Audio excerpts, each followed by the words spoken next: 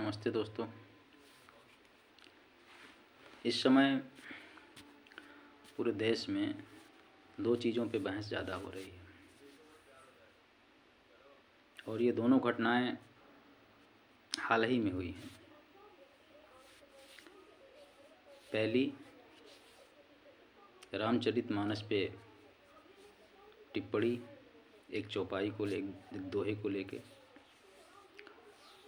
दूसरा, संघ प्रमुख मोहन भागवत जी का बयान। ये दोनों एक दूसरे से कनेक्टेड हैं कहीं ना कहीं। और सबसे पहले तो मैं उनसे विशेष अनुरोध करना चाहता हूँ, ये मेरा विनम्र निवेदन है उन लोगों से जो ईश्वर में कोई आस्था नहीं रखते, ईश्वर को नहीं मानते हैं, या एक तरह से कह सकते हैं कि वो नास्तिक हैं।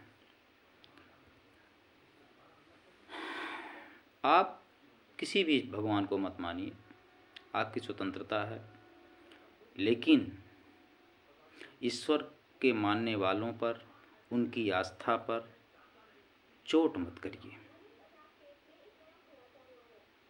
आपको किसी भी धर्म के मानने वालों के प्रति आपको कोई भी टिप्पणी करने का कोई अधिकार नहीं है।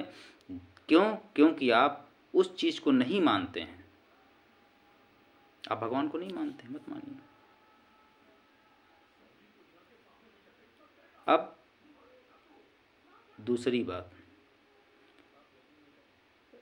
जो मैं कहूँगा, ये मेरी बात उन लोगों के लिए है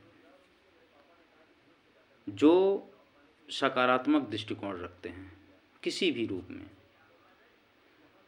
उन लोगों के लिए नहीं है जो हर बात को नकारात्मक तरीके से, नकारात्मक नज़रिए से देखते हैं। रामचरितमानस पे टिप्पणी, ढोल गंवार शूद्र पशुनारी, ये सब ताड़न के अधिकारी। इस पर तमाम तरह के, मैं देख रहा हूँ सोशल मीडिया पे भी कई अलग अलग तरह के लोग अर्थ बता रहे हैं कि इसका ये अर्थ होगा, इसका ये अर्थ होगा।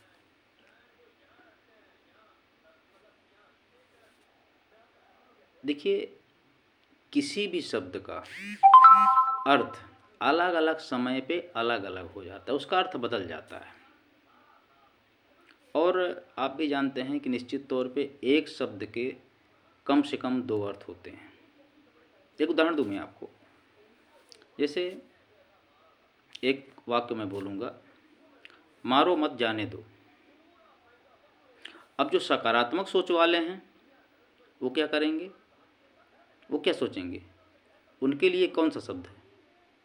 मारो मत जाने दो, अर्थात उसे जाने दो, मत मारो। नकारात्मक सोच वाले क्या सोचेंगे?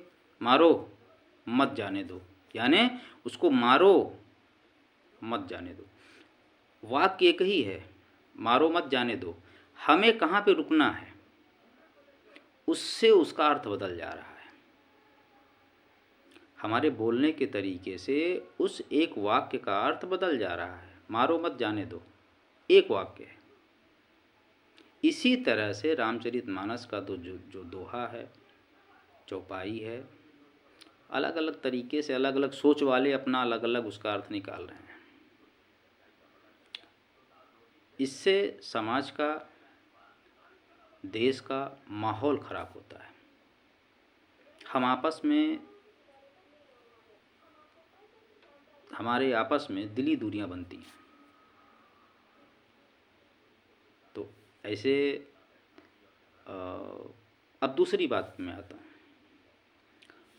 माननीय मोहन भागवत जी की।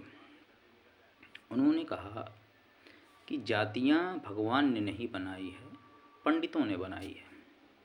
मैं उनकी बात से एग्री हूँ, लेकिन मैं देख रहा हूँ, मुझे आश्चर्य हो रहा है, एक ऐसे समाज पे जो बुद्धिजीवी है, पढ़ा लिखा है, मार्गदर्शक है, वो कंफ्यूज है। पंडित और ब्राह्मण, इसमें वो भेद नहीं कर पा रहा है। वो कन्फ्यूजन में है।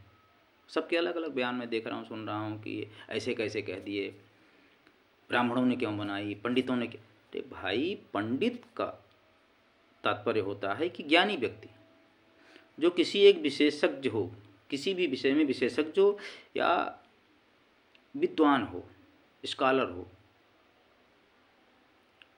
वो पंडित है। ब्राह्मण एक सीमित दायरा है, वो जाति शब्द है ब्राह्मण का।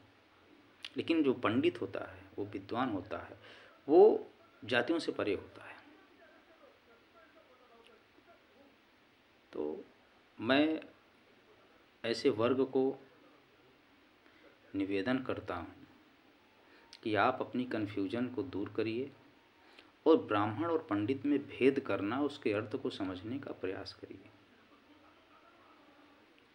आप कहीं से नहीं लग रहे हैं कि आप समाज में श्रेष्ठ हैं। एक गलती उन लोगों ने की, रामचरितमानस के दोहे को अलग तरह से अर्थ बता के, दूसरी गलती आप कर रहे हो। तो फिर आप में उनमें क्या अंतर है? आप कैसे सर्वश्रेष्ठ हो भाई, बताओ।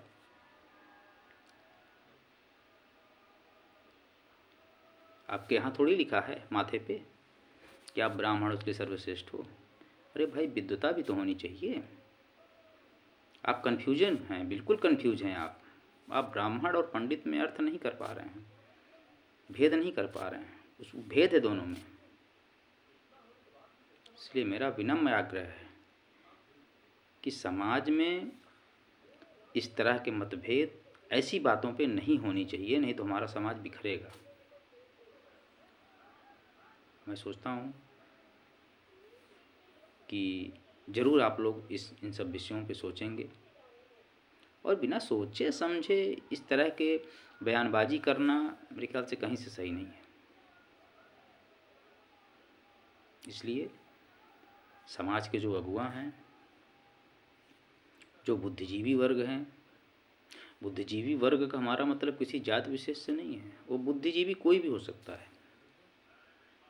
आप लोग आगे आएँ और ये जिम्मेदारी उठाएं कि समाज में इस तरह की कोई बातें ना होने पाए। नमस्कार।